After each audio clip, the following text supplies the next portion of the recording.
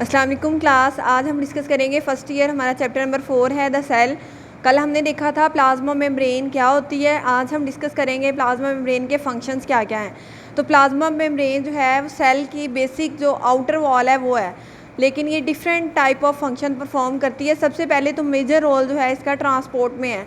तो ट्रांसपोर्ट हम देखते हैं काफ़ी टाइप की ट्रांसपोर्ट, लाइक डिफियन होगी, एक्टिव ट्रांसपोर्ट होगी, पैसिव ट्रांसपोर्ट होगी, ठीक है, फैसिलिटेटेड डिफियन होगी, नॉन फैसिलिटेटेड डिफियन। तो डिफरेंट टाइप ऑफ ट्रांसपोर्ट जो है ये प्लाज्मा मेम्ब्रेन का परफॉर्म करती है। तो सबसे पहले देखते हैं कि फंक्शन क्या है प्लाज्मा मेम्ब्रेन का। Selective permeable membrane.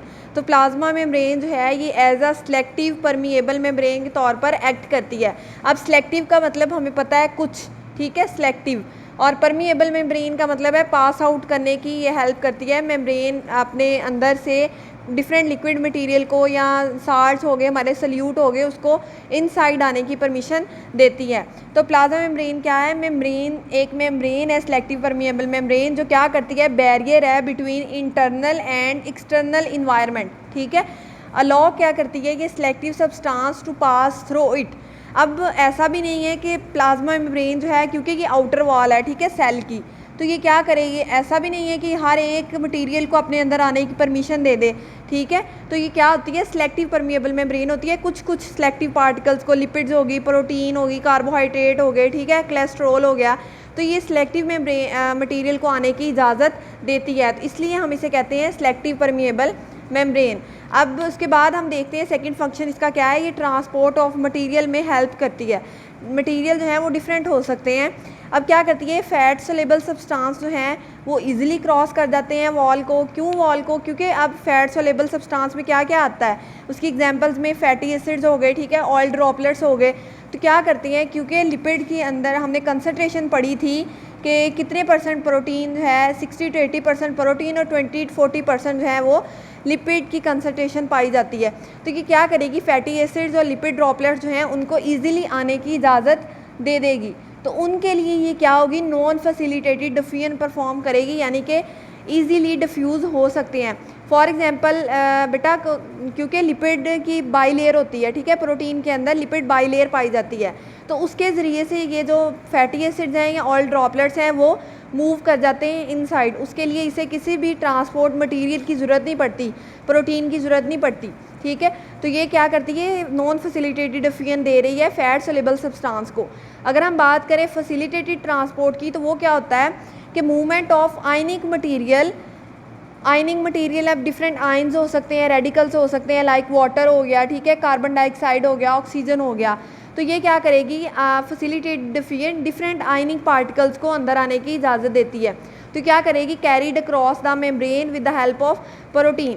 अब देखो, नॉन फैसिलिटेटेड डिफियन में जो ऑयल ड्रॉपलेट और फैटी एसिड थे वो इजीली मूव इनसाइड कर जाते हैं, लेकिन ये जितने भी आयनिक मटेरियल होता है, वाटर हो गया, CO2 हो गया, O2 हो गया, इन्हें बाइंड होना पड़ता है प्रोटीन से, ठीक है। प्रोटीन के ज़रिए से ये मूव करते हैं इनसाइड द सेल। इसे हम कहते हैं फैसिलिटेटेड ट्रांसपोर्ट, ठीक है। तो अगर आपसे डिफरेंट आता है, शॉर्ट क्वेश्चन आता है कि difference between facilitated and non facilitated defiant, तो आप ये बताओगे कि फैसिलिटेटेड में with the help of protein ionic material move होता है, और नॉन फैसिलिटेटेड डिफियन में without the help of protein, fatty acid और ऑयल ड्रॉपलेट जो है वो इजीली क्रॉस कर जाते हैं मेम्ब्रेन को।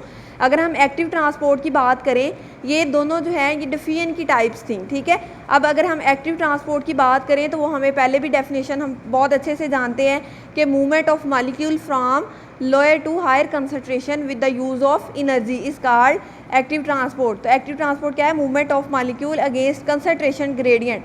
अगेंस्ट कंसनट्रेशन ग्रेडियंट का मतलब होता है कि लोअर से हायर की तरफ हमने मूव करना है, लेकिन अगर अलोंग द कंसनट्रेशन ग्रेडियंट हो तो उसका मतलब होता है हमने हायर से लोअर की तरफ मूव करना है। तो जब हम लोअर से हायर की तरफ मूव कर रहे हैं तो इसका मतलब हमें एनर्जी यूज़ करनी पड़ेगी। मैं एनर्जी ATP प्रोवाइड करूँगी तो ही मटीरियल ने मूव करना है। ये थी एक्टिव ट्रांसपोर्ट। अब हम देखते हैं कि नेक्स्ट जो है वो पैसिव ट्रांसपोर्ट कैसे होती है। तो पैसिव ट्रांसपोर्ट जो है वो क्या होता है, यहाँ हमने देखा था एक्टिव ट्रांसपोर्ट लोअर से हायर कंसनट्रेशन की तरफ मूव करती है। तो यहाँ पे क्या होगा, पैसिव ट्रांसपोर्ट में क्या होगा, हायर कंसनट्रेशन से लोअर कंसनट्रेशन की तरफ बॉडी ने जो है मटेरियल ने ट्रांसपोर्ट करना है। तो पैसिव ट्रांसपोर्ट की डेफिनेशन क्या है कि movement of molecule from higher to lower concentration along the concentration gradient. अब एक्टिव ट्रांसपोर्ट में लोअर से हायर की तरफ हम जा रहे थे तो हमें एनर्जी यूज़ करनी पड़ रही थी। अब चूँकि पैसिव में हम हायर से लोअर की तरफ जा रहे हैं तो हमें क्या होगा, नो यूज़ ऑफ एनर्जी, ठीक है, पैसिव ट्रांसपोर्ट हो गई। अब हमने अभी तक 5 फंक्शन पढ़े हैं। सिलेक्टिव परमिएबल मेम्ब्रेन पढ़ा हमने, ट्रांसपोर्ट ऑफ मटेरियल पढ़ा। ट्रांसपोर्ट ऑफ मटेरियल कितने टाइप्स का हो रहा है, सबसे पहले हमने देखा फैसिलिटेटेड डिफ्यूजन, उसके बाद नॉन फैसिलिटेटेड, अब हम देख रहे हैं पैसिव। इसके बाद पैसिव ट्रांसपोर्ट की अब चूँकि हम ट्रांसपोर्ट पढ़ रहे हैं तो 2 टर्म्स होती हैं, एंडोसाइटोसिस और एक्सोसाइटोसिस।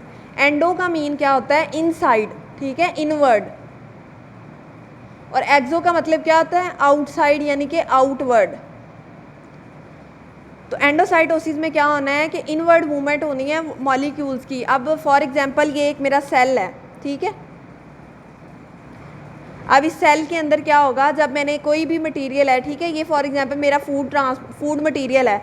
अब फूड मटेरियल ने इनसाइड जाना है सेल के, तो क्या करेगी, मेम्ब्रेन जो है सेल मेम्ब्रेन की क्या करेगी, ये इन्वेजिनेट करेगी अंदर की तरफ। अब अंदर की तरफ इन्वेजिनेट करने से क्या होगा, यहाँ पे एक वेजिकल फॉर्म हो जाएगी जिसके अंदर ये सारा ट्रांसपोर्ट मटेरियल है। तो ये वेजिकल क्या करेगी, इनसाइड मूव कर जाएगी। इसी तरह से अगर बाहर आना है तो क्या होगा, outward transportation of material is called exocytosis. अगर मेरा मटेरियल फूड मटेरियल इनसाइड जा रहा है तो उसे मैं कहूँगी एंडोसाइटोसिस, और अगर इसने बाहर आना है तो ये क्या होगा, एक्सोसाइटोसिस। अब कोई भी फूड मटेरियल इनसाइड आ रहा है एंडोसाइटोसिस में, inward movement of material by folding of cell membrane in the form of vacuole और वेजिकल, ठीक है, ये वेजिकल्स फॉर्म होती हैं, इसे हम कहते हैं एंडोसाइटोसिस। अब इसमें यहाँ पे 2 टर्म्स आती हैं, फूड मटेरियल सॉलिड भी हो सकता है और लिक्विड भी हो सकता है। अगर फूड मटेरियल सॉलिड है तो उसे हम कहेंगे फेगोसाइटोसिस, ठीक है, किसी भी सॉलिड मटेरियल का इनवर्ड मूव करना हम इसे कहेंगे फेगोसाइटोसिस। और अगर फूड मटेरियल लिक्विड फॉर्म में है तो इसे हम कहेंगे पाइनोसाइटोसिस, लाइक वाटर हो जाता है, ठीक है, डिफरेंट लिक्विड सब्सटेंस में है। इसके बाद एक्सोसाइटोसिस है। एक्सोसाइटोसिस में क्या होता है, outward transportation of material is called exocytosis. Exocytosis like water transport हो जाता है, ठीक है। इसके अलावा डिफरेंट सेक्रीशन होती हैं, यहाँ पे जो मेम्ब्रेन सेक्रीट कर रही होती है तो इन्होंने क्या करना होता है, लॉन्ग मेम्ब्रेन ही बाहर मूव आउट हो जाना होता है। ये एक हमारा बेसिक स्ट्रक्चर है मेम्ब्रेन का, ठीक है। यहाँ पे हम देखते हैं कि किस तरह ट्रांसपोर्ट होती है। ये जो रेड वाले हैं ये सर्कल, ये क्या है, फॉस्फोलिपिड है, लिपिड बाइलेयर है हमारी, ठीक है। अब ये जो लिपिड बाइलेयर है, अब हमने पढ़ा था नॉन फैसिलिटेटेड डिफ्यूजन में क्या होता है, लिपिड बाइलेयर जो है यहाँ से क्या होता है, ये जो मूवमेंट है वाटर मॉलिक्यूल की ये इनसाइड आनी है। अब ये हमारे पास फॉस्फोलिपिड है, लिपिड मॉलिक्यूल हैं, तो ये क्या होता है, ये वाला मटेरियल जो है हमारा इनसाइड आ रहा है थ्रू डिफ्यूजन लिपिड बाइलेयर के ज़रिए, ठीक है। अब यहाँ पे ये प्रोटीन अटैच है हमारे प्लाज्मा मेम्ब्रेन के स्ट्रक्चर में।